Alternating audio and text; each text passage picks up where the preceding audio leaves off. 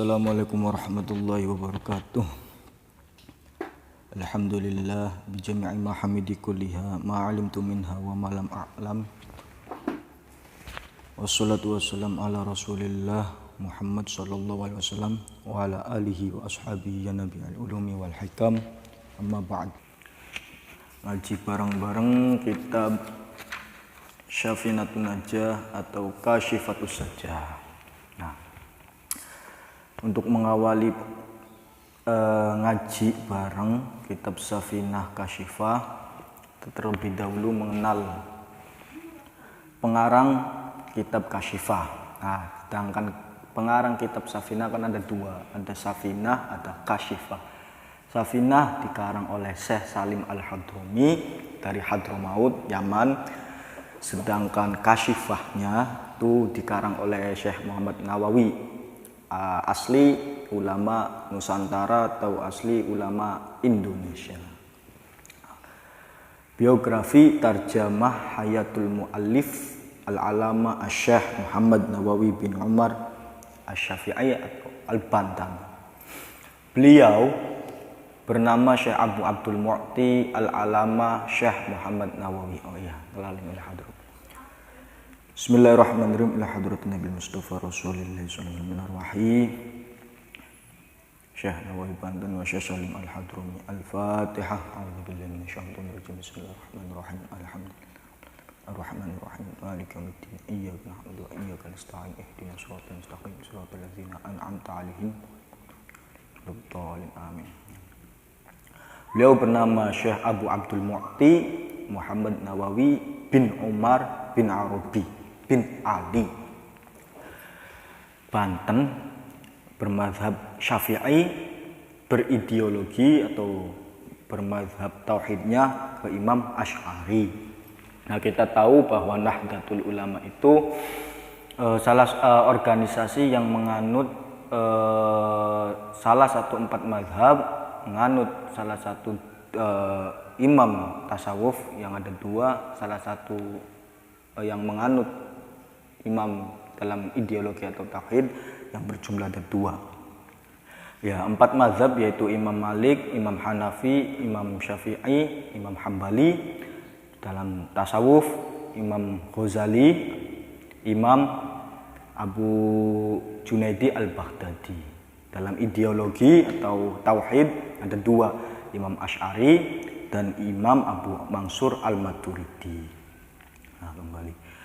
Beliau Syekh Nawawi dilahirkan di desa Tanaro, Serang, Banten, Jawa Barat pada tahun 1230 Hijriah atau Masehinya 1813. Berarti masih dalam masa Hindia Belanda, penjajahan Portugis dan Belanda. Beliau sejak kecil sudah sangat senang sekali dengan ilmu pengetahuan, terlebih khusus ilmu agama. Beliau sejak kecil dipelajari agama oleh bapaknya sendiri, yaitu Syekh Umar atau Kiai Umar. Ketika beranjak ke umur 15 tahun, Syekh Nawawi hijrah ke kota Mekah untuk menimba ilmu agama. Karena pada waktu itu di Indonesia belum bebas gerak-geriknya, terkhusus untuk orang-orang yang mau belajar agama, karena terpantau atau terkekang oleh para penjajah. Mulanya Syekh Nawawi Banten hijrah ke kota Mekah. Beliau dikasih nama oleh bapaknya itu tujuan bertabaruk. Nah, kan biasanya penamaan orang tua itu satu mengandung doa, kedua mengandung pengharapan agar anak itu ketika dinamai dengan nama yang dengan nama orang-orang yang sukses, kayak contoh misalnya karena kehebatan Sayyidina Umar bin Khattab, ketegasannya dalam kasus-kasus terus keadilannya dadi akeh wong sing namai anak-anake arane Umar. Nah, harapane pastine ben kelak dadi tegase adile kayak Sayyidina Umar. Nah, adat seperti itu penamaan orang tua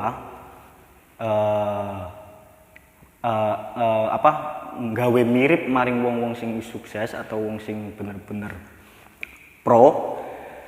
Iki harapannya siji cuma kanggo tabarukan. Nah, salah satunya ayahnya Imam Nawawi juga menamai beliau, menamai Syekh Nawawi sama. Pertama nama Muhammad Nawawi. Pertama Muhammad, bapaknya menamai Muhammad agar kebarokahan sohibu syariat yaitu Kanjeng Nabi Muhammad terlimpahkan kepada Syekh Nawawi, Syekh Muhammad Nawawi. Lah itu kata pertama nama Muhammad. Kedua Nawawi. Lah bapaknya menamai Nawawi agar keberkahan Syekh Muhyiddin Abi Zakaria Yahya An-Nawawi Damaskuk yang ada di Damaskuk bisa sama seperti beliau. Jadi nama dua itu Muhammad dan Nawawi, bapaknya itu bertabarukan semua. Pertama maring sohibu syariat, kedua maring Syekh Abi Zakaria Yahya An-Nawawi, salah satu pengarang kitab Arba'in Nawawi. Mulane aus akeh sing biasane wong tua ngarani contoh Salim ya ben wonge slamet ya. Atau sing umum ning Indonesia ya aran Ahmad Muhammad. Ya wong tua ya pada bae ben anake kelak wonge dadi terpuji, wonge apik akhlake. Nah, itu semua untuk penarikan barokah. Kemudian beliau ketika sudah di Mekah belajar agama bersama Syekh Nahrawi, Syekh Ahmad Dimyati, Syekh Ahmad Zaini Dahlan menjadi mufti atau ketua ulama di sana, dan Syekh Qutbah Syafi'i. Setelah belajar di Mekah, beliau belajar ke Madinah Al-Munawwarah dengan Habib Mustafa Muhammad bin Abdullah. Beliau juga belajar dengan Syekh Muhammad Khatib Al-Hambali yang bermadzhab Hambali. Kemudian ketika sudah belajar di Madinah, di Mekah, beliau tak lupa untuk kembali ke tanah airnya sendiri yaitu Indonesia, guna untuk mengamalkan atau menyebarkan ilmu-ilmu yang didapat dari Madinah dan Mekah. Dan Imam Nawawi juga salah satu pencetus atau sama-sama membangun Nahdlatul Ulama bersama Syekh Hasyim Asy'ari dan Syekh Khalil Bangkalan Madura. Cuma ketika Syekh Nawawi sedang bersama membangun Nahdlatul Ulama bareng Syekh Hasyim Asy'ari dan Syekh Khalil Bangkalan Madura, Imam Nawawi tidak lama di Indonesia, kemudian pergi kembali ke Mekah. Ibarat di balik layar, Syekh Nawawi juga ketika di Mekah masih memantau keadaan Indonesia, masih memantau perkembangan Indonesia untuk melawan penjajahan. Jadi Syekh Nawawi termasuk salah satu pencetus Nahdlatul Ulama atau salah satu ulama yang membangun Nahdlatul Ulama juga bersama tiga pendiri Nahdlatul Ulama, Syekh Hasyim Asy'ari, Syekh Khalil Bangkalan Madura, dan syekh-syekh yang lain dan kiai-kiai yang lain. Nah, Imam Nawawi terkenal dengan karangannya. Salah satunya yang terkenal adalah Tafsir Al-Munir, fannya tafsir. Karangan beliau lebih dari 90 kitab. Bahkan dalam pondok pesantren sering yang namanya menemukan sarah-sarah Imam Nawawi, entah itu di fan fikih, fan usul, fan tafsir, fan mustolah, fan hadis, fan tauhid. Itu setiap fan pasti nemu sing arane pensarahane Imam Nawawi. Nah, karena saking pintare Imam Nawawi dijuluki oleh orang-orang luar di sana di Hijaz, di luar Indonesia, julukannya adalah Sayyid Ulama Hijaz, pemuka atau ketua dari ulama-ulama Hijaz. Hijaz itu bukan hanya Mekah, melainkan Mesir, Yaman, dan sekitarnya itu juga dinamakan Hijaz, bukan hanya Mekah. Nah, lanjut. Nah, itu sekilas tentang biografi Imam Nawawi Banten. Bismillahirrahmanirrahim. Bismillahi ngawiti ngaji ingsun kelawan nyebut asmani Gusti Allah, sifate Allah Ar-Rahmani, zat kang welas asing dalam dunia lan akhirat, Ar-Rahimi tur zat kang welas asing dalam akhirat belaka. Bismillahirrahmanirrahim. Qala al-musannif rahimahullah ta'ala, bismillahirrahmanirrahim, ay bi kulli ismin min asma'i dzat al-a'la al-mausuf bi kamalil af'al au bi iradati dzalik. Nah, arti dari kata bismillahirrahmanirrahim yaitu setiap nama Allah atau asmaul husna itu merupakan asma atau sifat yang a'la al-mausuf lil kamal, menunjukkan sifat yang disifati dengan kesempurnaan. Jadi di dalam kata bismillahirrahmanirrahim itu kan ada asma, yaitu Allah mempunyai sifat ar-Rahman. Nah, sifat ar-Rahmannya Allah itu adalah al-a'la al-mausuf lil kamal, menunjukkan sifat yang luhur dan sempurna. Arti dari Ar-Rahman adalah kasih sayang jika diindonesiakan. Berarti kasih sayangnya Allah itu sempurna, tidak memandang non-muslim atau muslim. Ketika anak wong sing bermaksiat ning Gusti Allah, terus Gusti Allah orang mehin rezeki, orang mehin nikmat.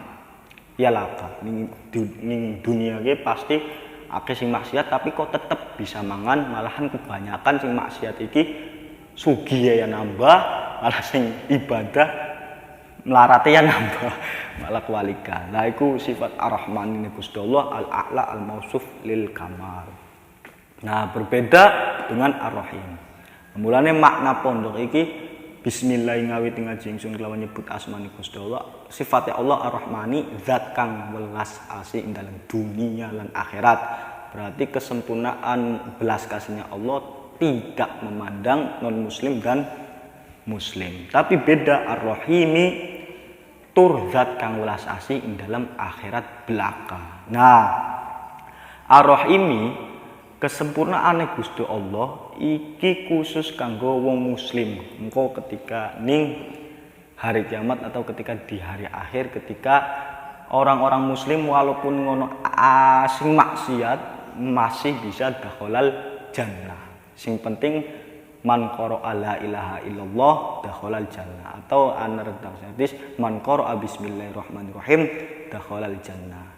Nah, itu kan berarti apa? Kesempurnaan Gusti Allah, sifatnya Gusti Allah sing welas asih, sing khusus kanggo wong muslim, ora mandeng wong kowe maksiat atau ora. Pokoknya wong Islam manjing atau wong sing beriktikad atau yang mempercayai Allah manjing surga kabeh. Walaupun harus melewati pembersihan atau penyiksaan dulu. Nah, sementing kan manjing kabeh. Lah iku arane il kamale Gusti Allah, Ar-Rahmani kanggo sing ning dunia, Ar-Rahimi kanggo ning akhirat. Nah, kemudian salah satu faedah bismillahirrahmanirrahim juga menurut atau yang telah disebutkan oleh Syekh Ahmad Shawi, bahwa setiap orang yang ketika hendak tidur membaca 21 bacaan bismillah, orang tersebut akan aman dari setan, orang tersebut akan aman dari maling, orang tersebut akan aman dari mati yang secara tiba-tiba dan yang lainnya, dari belai atau bencana. Wa min khawasiha idza talaha syakhsun 'indan naumi ihda wa ishrina marrah amina tilkal lailah minasyaiton wa amina baitihi minasirkah wa amina min mauti faj'ah wa khairi dzalik minal balaya. Afadahu Ahmad As-Sawi. Nah, menurut Imam Ahmad As-Sawi, barang siapa yang membaca 21 kali bismillah ketika hendak mau tidur, maka orang tersebut akan aman dari setan, aman dari maling, aman dari mati yang secara tiba-tiba, dan aman dari belai. Alhamdulillahi rabbil alamin. Alhamdu utawi sakabehane puji iku lillahi tetep kaduwe Allah. Sifate Allah rabbil alamin kang mangerani alam kabeh. Wabihi dan kelawan Allah nasta'inu nyuwun pitulung sapa kita ala umurid dunya ing atase pira-pira perkara dunya wa dini lan agama. Alhamdulillahi rabbil alamin. Alhamdulillahi rabbil alamin artinya apa? Artinya yaitu as-sana'u bil kalam alal jamilil ikhtiyari ma'a jihati tabjil wa ta'zim. Arti dari alhamdu adalah suatu pujian yang pujian itu diucapkan dengan rasa pentakziman dan pengagungan. Baik itu ketika diberi nikmat atau tidak. Nah, biasanya kan ketika orang mengucapkan alhamdu, wong kue pasti tas dimen rezeki, atau misalnya wong iku ke selamat dari belai. Misal kayak contoh dewek pan kesandung tapi ora sida, iku biasanya alhamdulillah. Lah, ucapan alhamdulillah itu keluar atas dasar pujian kepada Allah karena dheweke iki ngaguna, karena dheweke iki seneng ora sida kesandung. Nah, iki alhamdulillah. Atau ketika dimain nikmat. Kayak contoh dhewek bengi-bengi ketengkanan tamu kuwi main duit 5 juta. Lah pasti wong kaya iki ngucapna alhamdulillah. Karena apa?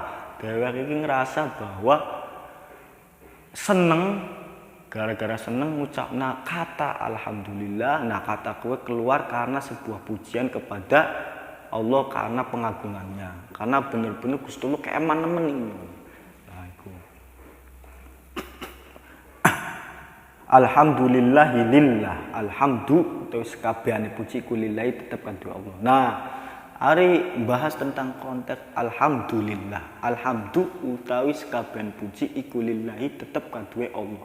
Tetap kaduwe Gusti Allah.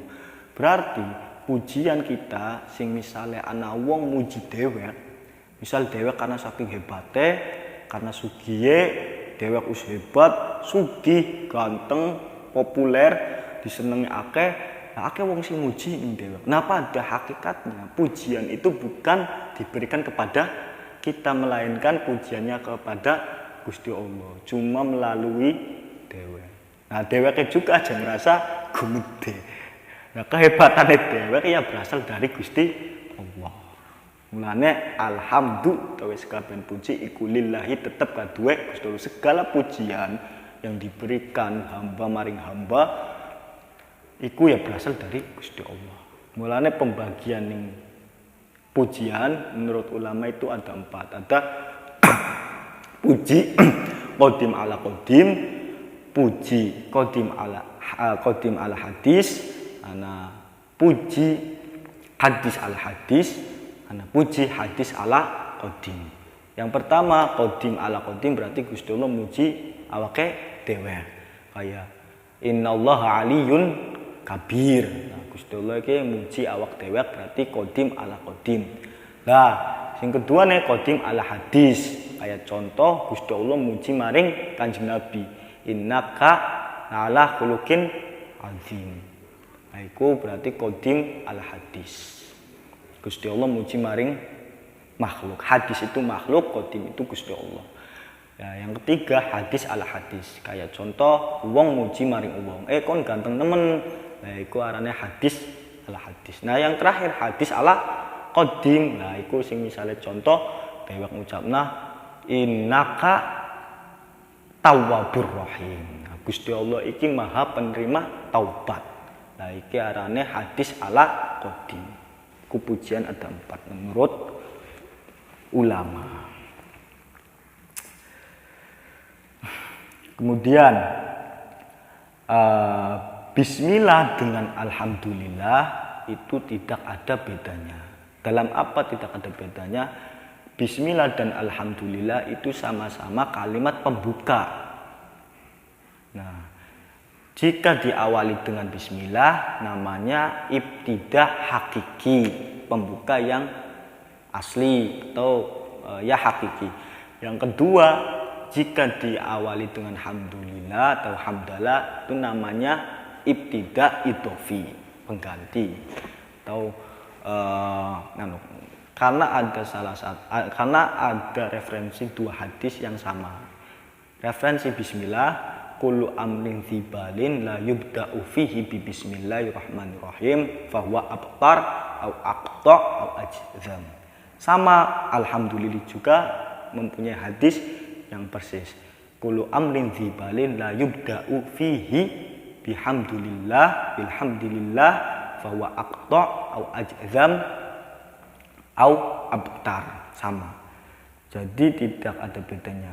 Malahan sama-sama dinamakan ibtidah. Cuma bedanya pembukanya itu kalau bismillah diawali dengan bismillah namanya ibtidah hakiki. Kalau pembuka yang dinamai hamdulillah namanya ibtidah idofi. Qala Nawawi rahimahullah taala yustahabbu alhamdu fi ibtida'il kajbil musannafati wa kadza fi ibtida'i durusil mudarrisin wa qira'atit thalibin baina yadayil muallimin.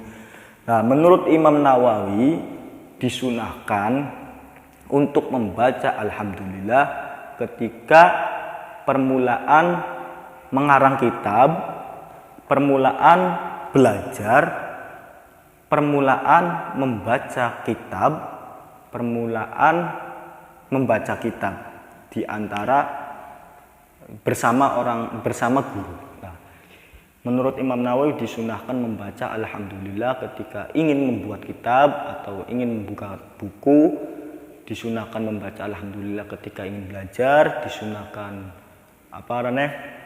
membaca alhamdulillah ketika ingin mengajar. Itu menurut Imam Nawawi. Mulane acara apapun ku pasti pertamane bismillah alhamdulillah. Pengen tahlilan ya pembukane bismillah alhamdulillah. Pengen khitobah ya bismillah alhamdulillah. Itu karena semua itu menjalankan salah satu hadis bahwa kullu amrin dzibalin la yubda'u fi bismillah. Minim-minimnya pembacaan alhamdulillah adalah minim-minimnya baca alhamdu ya sampai alhamdulillahirabbil alamin sampai mono.